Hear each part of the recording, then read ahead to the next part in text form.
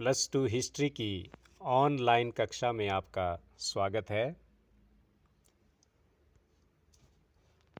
12वीं कक्षा के इतिहास का अध्याय 4 विचारक, विश्वास और इमारतें, बौद्ध धर्म का इतिहास, सांची स्तूप। इसमें हम 600 ईस्वी पूर्व से लेकर 600 ईस्वी तक भारत के सांस्कृतिक विकास के बारे में जानेंगे। इस काल में भारत में ऐसे दार्शनिक हुए हैं जिनके विचारों ने पूरी दुनिया को प्रभावित किया है। इनके विचार हमें जिन स्रोत के माध्यम से पता चलते हैं वो हैं बौद्ध, जैन, ब्राह्मण ग्रंथ, मंदिर, स्तूप और अभिलेख। इसमें हम बौद्ध धर्म के इतिहास को मुख्य रूप से पढ़ेंगे और साथ ही साथ इसके साथ जो विकसित हुई परंपराएं, जैन धर्म, वैष्णववाद, शैववाद, उनके बारे में पढ़ेंगे। और इससे पहले की जो वैदिक परंपरा रही है उसके बारे में भी हम साथ में करेंगे। इन परंपराओं के आपसी वाद विवाद और संवाद, इनके बारे में जानेंगे।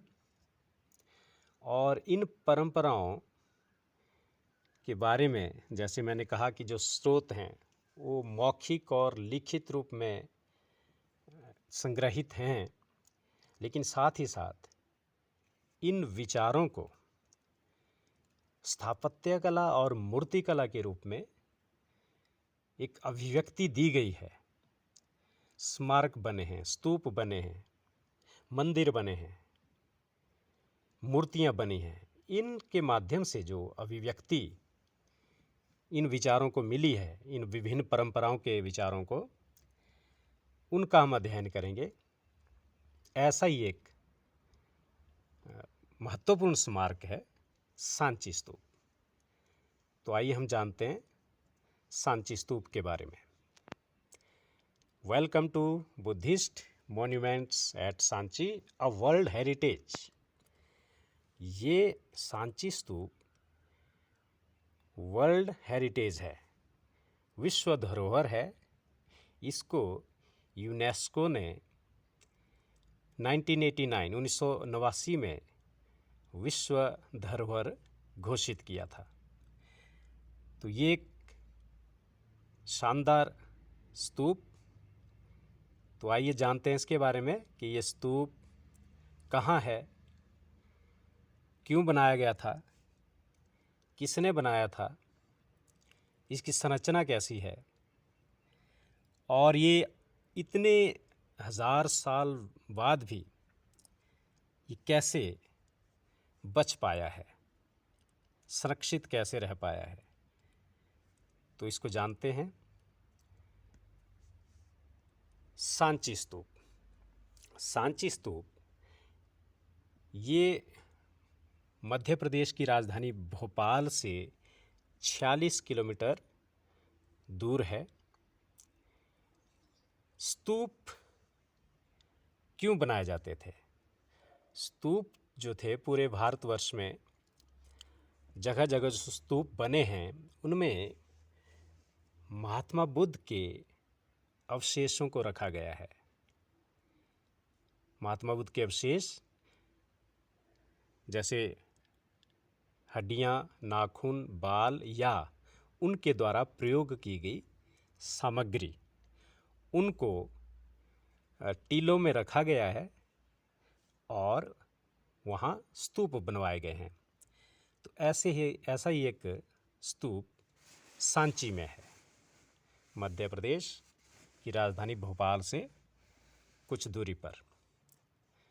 तो ये स्तूप जो था, इसका निर्माण मौर्य वंश के महान शासक अशोक ने किया था, शुरू किया था इसको। इसके बाद जब शुंग वंश का शासनकाल आया तो इसमें इसके आकार को बढ़ा दिया गया। फिर सातवाहन काल आया। सातवाहन काल में इसके चारों ओर 4 प्रवेश द्वार, जिन्हें तोरण द्वार कहा जाता है, वो बनाए गए।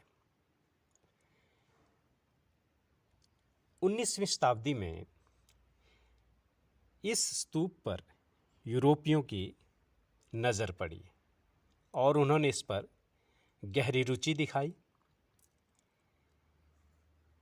और इसको सबसे पहले जो देखा गया था 1818 ईस्वी में जनरल टेलर ने इसको देखा था। लेकिन इस पर जो अध्ययन किया वो किया अलेक्जेंडर कनिंघम ने।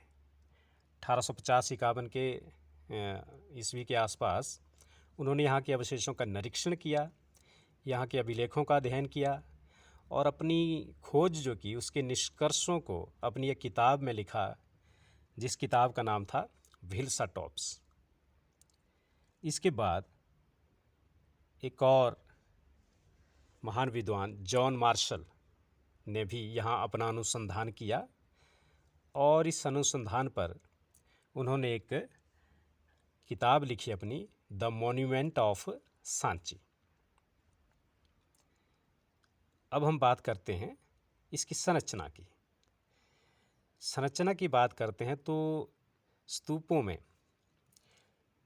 जो संरचना है उनकी संरचना इस तरह से ही होती थी मेन कि गोलार्ध, जिसको अंड कहा गया, हर्मिका, मस्तूल, यष्टि, छत्री, वेदिका और तोरण द्वार, ये इसकी संरचना के मुख्य हिस्से हैं। तो बात करते हैं जैसे गोलार्ध, तो यहाँ आप देख रहे हैं ये गोल पार्ट जो है इसका, ये गोलार्ध है। गोलार्ध के ऊपर ये जो पार्ट है ये हर्मिका है। हर्मिका से फिर बीच में एक ऐसे पोल सा, मस्तूल कहा जाता था इसको, वैसे यष्टि, और बौद्ध दर्शन में इन सब चीज़ों का महत्व है। तो मस्तूल, यष्टि, यष्टि के ऊपर फिर एक छतरी बनी होती थी। मतलब ये जो मस्तूल था इसके ऊपर छतरी को टिकाया गया होता था। फिर इसके बाद वेदिका, ये वेदिका यानी कि रेलिंग्स, ये वेदिकाएं बनाई गई हैं और इनके बाहर प्रवेश द्वार बनाए गए थे सातवाहन काल में। तो ये जो हैं ये प्रवेश द्वार हैं, तोरण जिनको कहा गया, तोरण द्वार। तो ये इसकी संरचना इस तरह से स्तूप की जाती थी। यहाँ फिर से आप देख सकते हैं इस सांची स्तूप की फ़ोटो। ये गोलार्ध, ये हर्मिका, फिर यहाँ एक मस्तूल और मस्तूल के ऊपर छतरी लगी है। फिर यहाँ आप देख पा रहे हैं रेलिंग्स, ये जो हैं ये रेलिंग्स हैं, ऊपर भी हैं और इसके यहाँ इधर ये नीचे ये भी रेलिंग्स हैं। रेलिंग्स के आप यहाँ देख पा रहे हैं कि खुला रास्ता है। ये जो रास्ता है ये इसको बोला गया प्रदक्षिणा पथ। प्रदक्षिणा पथ, जैसे मंदिर में हम जाते हैं तो मंदिर के चारों ओर चक्कर लगाते हैं, खुला एक रास्ता बना होता है, वैसे यहाँ भी रेलिंग्स के अंदर ये खुला जो है प्रदक्षिणा पथ बना हुआ है। इसके चारों ओर 4 प्रवेश द्वार, जिनको तोरण द्वार कहा गया, वो हैं, एक ये है इधर, एक यहाँ है, एक इस तरफ और एक यहाँ है। तो 4 प्रवेश द्वार। अब ये प्रवेश द्वार, इनके बारे में भी हम थोड़ा सा जान लेते हैं, क्योंकि ये जो प्रवेश द्वार बनाए गए थे सातवाहन शासकों द्वारा, तो ये प्रवेश द्वार जो थे ये 34 फुट ऊंचे हैं। टोटल इनकी जो हाइट है वो 34 फुट है।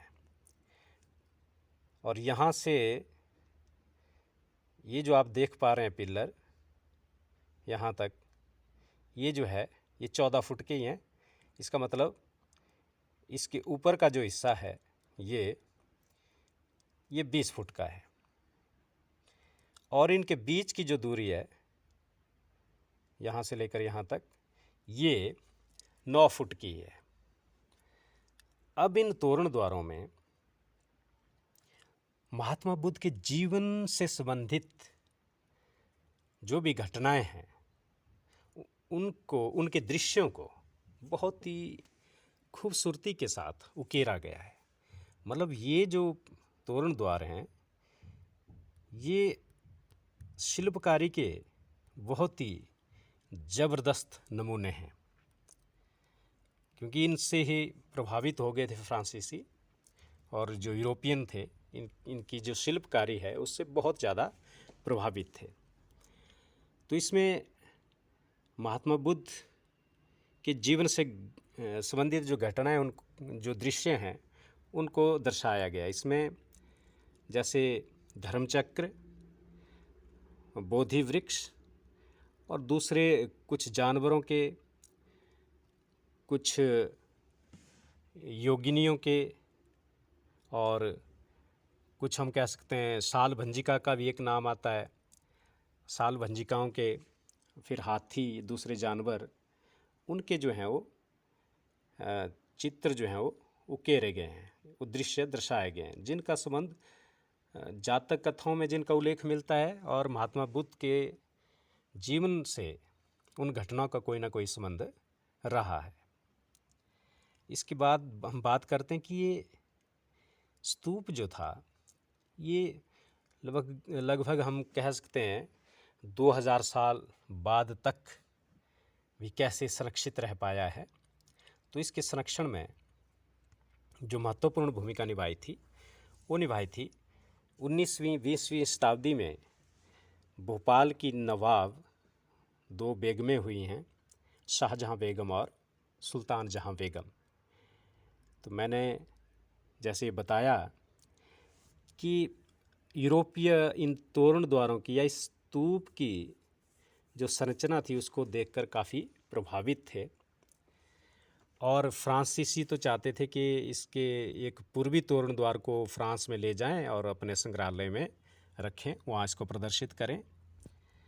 बाद में अंग्रेज़ों ने भी कुछ अवशेषों को चाहा कि वे वहाँ लंदन ले जाएं, लेकिन शाहजहां बेगम ने उन्हें ऐसा करने से रोका और उनको प्लास्टर प्रतिकृतियां देकर ही संतुष्ट किया। प्लास्टर प्रतिकृतियां देकर ही उन्हें संतुष्ट किया।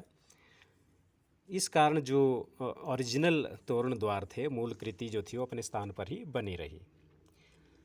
शाहजहां बेगम की उत्तराधिकारी सुल्तान जहां बेगम ने इस सांची स्तूप की देखभाल के लिए अनुदान दिया। उन्होंने यहाँ एक संग्रहालय भी बनवाया, एक अतिथिशाला बनवाई, और यहाँ जो जॉन मार्शल थे उनको यहाँ अनुसंधान करने की मदद भी की, पैसे से भी मदद की।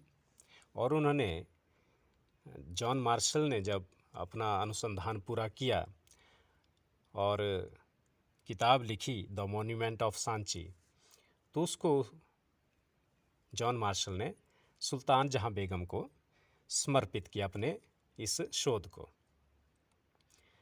तो ये स्तूप इस तरह से बच पाया, संरक्षित रहा। इसके बाद तो हम जानते हैं कि 1989 में, मैंने पहले भी बताया कि इसको अब विश्व धरोहर के रूप में शामिल कर लिया गया है। तो ये स्तूप आज भी हज़ारों साल से भारतीय संस्कृति को संजोए पूरी भव्यता के साथ आज भी महात्मा बुद्ध या बौद्ध धर्म के विचारों को अभिव्यक्त कर रहा है। और ये भारत के लिए एक बहुत बड़ी बात है कि ये हमारी धरोहर है, और ये धरोहर भारत की नहीं बल्कि विश्व की धरोहर है। धन्यवाद।